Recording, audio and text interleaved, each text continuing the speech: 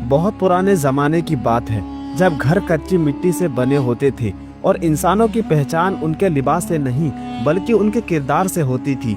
रेगिस्तान के किनारे बसा एक छोटा सा गांव था।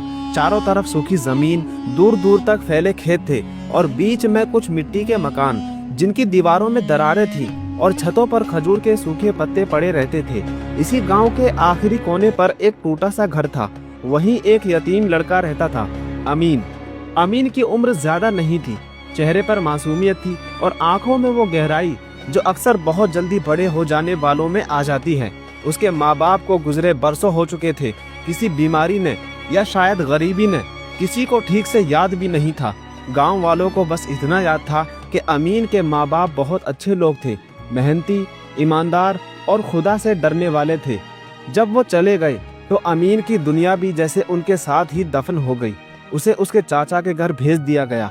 शुरुआत में लोगों ने कहा, अरे अपना ही भतीजा है, खून का रिश्ता है, अच्छे से ही रखेंगे।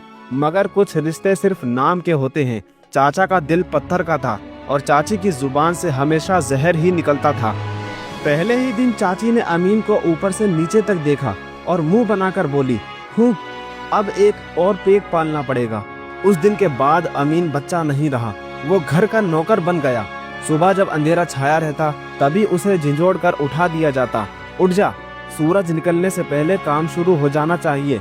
नींद से भरी आंखें, थका हुआ बदन, मगर अमीन के मुंह से कोई भी शिकायत नहीं निकलती। कभी कुएं से पानी लाता, कभी गौशाले की गंदगी साफ करता, तो कभी खेतों की कड़ी धूप में काम करता। हमेशा चाची की पैनी नजर उस पर रहती। अगर जरा सा भी काम गलत हो जाए तो ताना तैयार रहता, तेरे माँ बाप ने तुझे कुछ सिखाया है या नहीं। ये लफ्ज अमीन के दिल में छुरी की तरह चलते और उसे बहुत बुरा लगता, मगर वो चुप रहता। खाने का वक्त जब आता तो चाचा चाची गरम रोटियां और सब्जी खाते और अमीन को सबके बाद बुलाया जाता। अक्सर उसकी थाली में सिर्फ सूखी रोटी होती या फिर कुछ बचा हुआ खाना। कई रातें ऐसी भी होती जब उसे भूखा ही सोना पड़ा। वो कभी सवाल नहीं करता, बस पानी पीकर अपना पेट भरता और सो जाता। रात को जब सब पूरा घर सो जाता, अमीन छत के नीचे अपनी पतली सी चादर ओढ़कर लेटता। छत के एक छोटे से छेद से उसे आसमान और चमकते हुए तारे दिखाई देते। वो उन्हें देखता और कहता, या अल्लाह, तू सब जानता है, तू रहम करने वाला है, मुझ पर रहम करना, मुझ पर रहम फरमाना। एक दिन जुल्म की हद पार हो गई। धूप बहुत तेज थी और रेत आग की तरह तप रही थी। अमीन सुबह से काम में लगा था, तभी चाची ने उसे गुस्से में बुलाया, जा जंगल से लकड़ियां ले आ और ध्यान रहे बहुत सारी लाना। अमीन ने धीरे से कहा, चाची आज गर्मी बहुत है। बस इतना कहना था कि चाची का चेहरा गुस्से में लाल हो गया। जबान चलाता है, निकल यहाँ से, और अगर खाली हाथ लौटा तो आज खाना भूल जाना। अमीन ने चुपचाप अपनी पुरानी कुल्हाड़ी उठाई और जंगल की तरफ चल पड़ा। जैसे जैसे वो जंगल के अंदर गया, सन्नाटा गहरा होता गया। चलते चलते उसका गला सूखने लगा, प्यास से बुरा हाल था और रास्ता भी अब अजनबी लगने लगा था। वो थककर एक पत्थर पर बैठ गया और फूट फूट कर रो पड़ा और कहने लगा, या अल्लाह, मैंने किसी का क्या बिगाड़ा है, तू रहम करने वाला है, मुझ पर रहम फरमा। तभी उसे सन्नाटे में एक आवाज गूंजी। अमीन ने सिर उठाया, सामने एक काली कोयल बैठी थी। उसकी आंखें सीधी अमीन को देख रही थी। कोयल ने फिर उसे आवाज दी और उड़कर थोड़ी दूसरी डाल पर बैठ गई। ऐसा लगा जैसे कोयल उससे कुछ कह रही हो कि मेरे पीछे आओ, मेरे पीछे आओ। अमीन एक उम्मीद के साथ उसके पीछे चल पड़ा। कोयल उसे जंगल के एक हिस्से में ले गई जहां एक पुरानी अंधेरी गुफा थी। अमीन का दिल जोर से धड़क रहा था, मगर उसने हिम्मत जुटाई और अल्लाह का नाम लेकर गुफा के अंदर चला गया।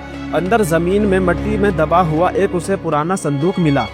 जब उसने कांपते हाथों से उस संदूक को खोला तो उसकी आंखें फटी की फटी रह गईं। अंदर सोने के सिक्के और चांदी की ईंटें थीं और सबसे ऊपर एक पत्थर की तख्ती रखी थी जिस पर लिखा था, ये खजाना उनके लिए है जो जुल्म में भी सब्र करे और अल्लाह पर यकीन रखे और दिल से सिर्फ खुदा पर भरोसा रखे। अमीन की आंखों से आंसू बह निकले। वहीं वो सजदे में गिर गया। उसे खजाना मिल गया था, लेकिन उससे बड़ी चीज ये थी कि उसकी पुकार सुन ली गई थी। امین گاؤں لوٹا مگر وہ بدلا نہیں. اس نے اس دولت سے اپنے لیے محل نہیں کھڑا کیا بلکہ غریبوں کی مدد کی, یتیموں کے لیے چھت بنائی اور بھوکوں کو کھانا کھلایا. جو چاچا چاچی اسے بوجھ سمجھتے تھے آج وہ شرمندہ تھے. امین نے ثابت کر دیا کہ صبر کا راستہ مشکل ضرور ہوتا ہے مگر اس کی منزل بہت خوبصورت ہوتی ہے. صبر کبھی ضائع نہیں جاتا. دوستو یہ ویڈیو اگر آپ کو اچھی لگی ہو تو لائک کریں اور اس ویڈیو کو اپنے دوستوں کے ساتھ شیئر کریں, اور ایسی ہی اسلامک کہانیوں کے لیے ہمارے چینل کو سبسکرائب کرنا نہ بھولیں. ہم ملتے ہیں اگلی ویڈیو میں. اللہ حافظ.